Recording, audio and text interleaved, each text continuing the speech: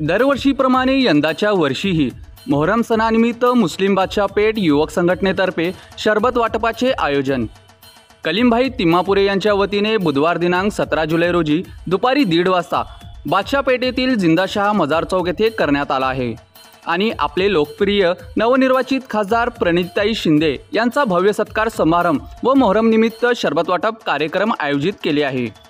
तरी सर्व सोलापूरकरांना विनंती, आपण या कार्यक्रमास उपस्थित नोंदवावे। शुभेच्छुक मुस्लिम बादशाह पेठ कलीमभाई तिम्मापुरे मित्र परिवार।